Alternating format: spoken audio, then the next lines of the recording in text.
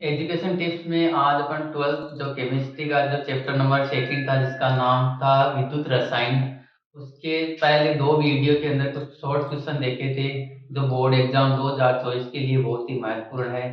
तो आगे आज अपन कुछ 6 क्वेश्चन और देखे तो इससे जो टोटल 26 क्वेश्चन हो जाएंगे आपके शॉर्ट क्वेश्चन। इन 26 क्वेश्चनों में से बोर्ड एग्जाम में आपके ऑप्शनल टाइप के क्वेश्चन और शॉर्ट क्वेश्चन में से लगभग 2 या 3 क्वेश्चन जो पूछे जाते हैं वो क्वेश्चन आपके इसमें पढ़ने की पूरी पूरी संभावना है।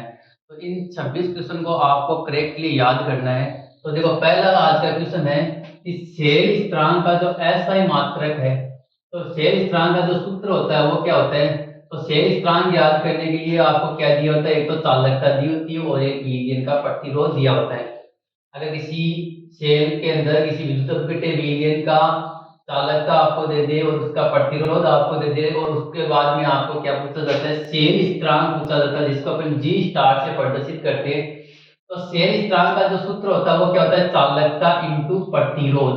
सेल स्थिरांक का सूत्र क्या होगा, चालकता इंटू प्रतिरोध होगा। यानी इसको शॉर्ट में अगर देखें तो जी स्टार इक्वल टू होता है चालकता को कप्पा से प्रदर्शित करते हैं। तो कप्पा इंटू क्या हो सकता है, आर। आर क्या होगा, प्रतिरोध होगा। यानी जैसे मान लो 100 ओम प्रतिरोध दे दिया आपको, कोई चालकता दे दी, तो अपन इसका क्या निकाल सकते हैं, सेल स्थिरांक ज्ञात कर सकते हैं। और इस आगे की वीडियो में अपन ये निकालना भी सीखेंगे किस प्रकार से सेल स्थिरांक ज्ञात किया जाता है, किस प्रकार से मोलर चालकता ज्ञात की जाती है, किस प्रकार से चालकता ज्ञात की जाती है, जो बहुत ही इंपॉर्टेंट है। अगला जो क्वेश्चन है, तो सेल स्थिरांक का जो मात्रक होता है, सॉरी सूत्र होता है, वो तो क्या होता है, चालकता इंटू प्रतिरोध। यानी जी स्टार इक्वल टू क्या होता है, कप्पा इंटू आर। कप्पा चालकता है और आर क्या होता है, प्रतिरोध होता है।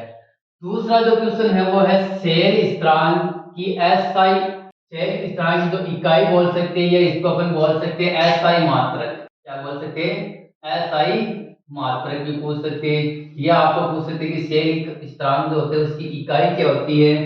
सेल स्थिरांक निकालने के बाद में जो अपन पास में जो वैल्यू आती है उसके आगे मात्रक क्या लगाते हैं, तो या मीटर इनवर्स हो सकता है या सेंटीमीटर इनवर्स हो सकता है। तो इसका मात्रक अपन किस में निकाल सकते हैं, मीटर इनवर्स में, और या क्या लगा सकते हैं, सेंटीमीटर इनवर्स में निकालेंगे।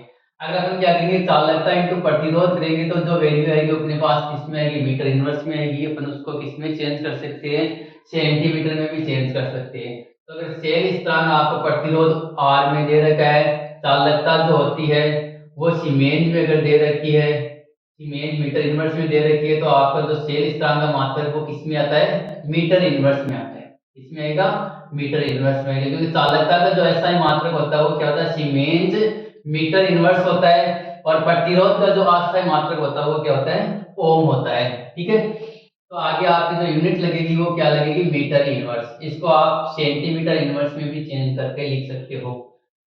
अगला क्वेश्चन है, मोलर चालकता का सूत्र क्या है। किसी वन मोल जो विलियन, वन मोलर सांद्रता वाला जो विलियन होता है उसकी जो चालकता होती है उसी को तो अपन क्या बोलते हैं, मोलर चालकता बोलते हैं। तो मोलर चालकता का जो सूत्र होता है किस प्रकार से ज्ञात करते हैं, बहुत इंपॉर्टेंट है। तो मोलर चालकता कैसे ज्ञात करते हैं, इसको लेमडा एम से प्रदर्शित किया जाता है। मोलर चालकता को किससे प्रदर्शित किया जाता है, लेमडा एम से प्रदर्शित किया जाता है। इसका जो सूत्र होता है वो होता है चालकता इंटू 1000 बट्टा सांद्रता। चालकता इंटू 1000 बट्टा जो मोलर सांद्रता दी है वो हो सकता है। ये अपन इसको ऐसे लिख सकते हैं कि lambda M equal to kappa, चालकता क्या होती है, कप्पा इंटू 1000 बट्टा सांद्रता क्या होती है, सी। तो ये सूत्र हो सकता है मोलर चालकता का। और मोलर चालकता जब इस पर कैलकुलेशन करेंगे तो उसके बाद में उसकी क्या लिखेंगे, अपन एसआई इकाई लिखेंगे या एसआई मात्रक लिखेंगे। तो मोलर चालकता की जो एसआई इकाई होती है वो क्या होती है, मोलर चालकता की एसआई इकाई जो होती है वो क्या होती है, siemens centimetre square mole inverse.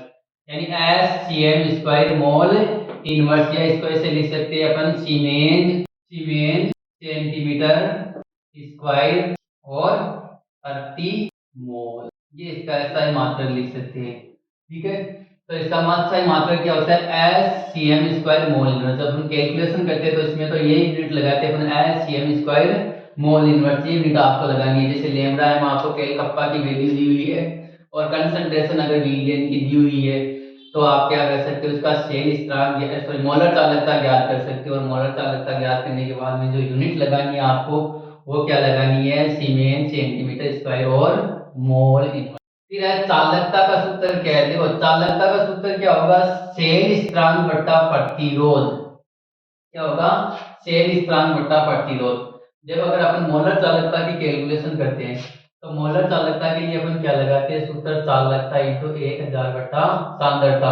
तो ये जरूरी नहीं है कि आपको सीधी चालकता दे दे सांद्रता दे दे, अगर आपको क्या दे दे, सांद्रता दे दे विलियन की और विलियन का सेल स्थिरांक का मान दे दे और उसका प्रतिरोध दे दे, तो फिर पहले अपन को क्या निकालनी पड़ेगी, मोलर चालकता के लिए चालकता निकालनी पड़ेगी। तो चालकता की जगह अपन सूत्र क्या यूज करेंगे, फिर चालकता की जगह अपन लिखेंगे सेल स्थिरांक बटा प्रतिरोध। तो फिर अपने पास चालकता आ जाएगी और फिर अपन किसकी कैलकुलेशन करेंगे, मोलर चालकता की कैलकुलेशन करेंगे।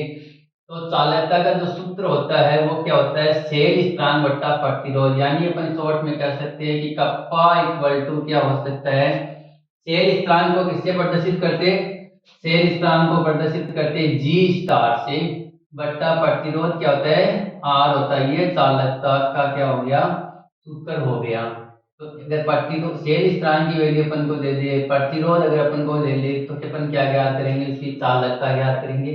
और चालकता ज्ञात करने के बाद अपन उस विलियन की क्या ज्ञात कर सकते हैं, अगर अपन को सांद्रता ज्ञात है तो उस विलियन की क्या ज्ञात कर सकते हैं, मोलर चालकता ज्ञात कर सकते हैं। तो चालकता ग्राफ के सूत्र क्या होगा, चालकता इक्वल सेल स्थिरांक बटा प्रति। अगला क्वेश्चन है चालकता का अस्थायी मात्रक क्या होगा। तो अस्थायी मात्रक जो होता है चालकता का वो क्या होगा, सीमेंस मीटर इनवर्स। क्या होगा, सीमेंस मीटर इनवर्स या एस मीटर इनवर्स। चालकता का जो अस्थायी मात्रक होता है वो क्या होता है, सीमेंस मीटर इनवर्स या एस मीटर इनवर्स होता है। तो ये जो क्वेश्चन थे इसमें क्या है, अपन के जैसे अपन को सेल स्थिरांक का क्वेश्चन आता है निकालने के लिए, तो अपन को उसका सूत्र और उसका अस्थायी मात्रक पता होना चाहिए। तो एक न्यूमेरिकल क्वेश्चन जो आएंगे इनके, उनमें भी आपको काम आएंगे। तीन टर्म है देखो इसके अंदर, एक तो क्या है सेल स्थिरांक, उसकी कैलकुलेशन आपको आनी चाहिए, सेल स्थिरांक की कैलकुलेशन किस प्रकार से करते हैं इसका भी क्वेश्चन आता है। और इसके अगर क्वेश्चन सॉल्व करेंगे तो उसकी आपको इकाई भी याद रखनी चाहिए, जो भी वैल्यू आएगी उसके आगे अपन को क्या लिखनी पड़ती है, उसकी यूनिट, नहीं तो अपना क्वेश्चन का कोई मीन्स नहीं रहता, हम लोग अपने उसको रॉन्ग भी कर सकता है अगला।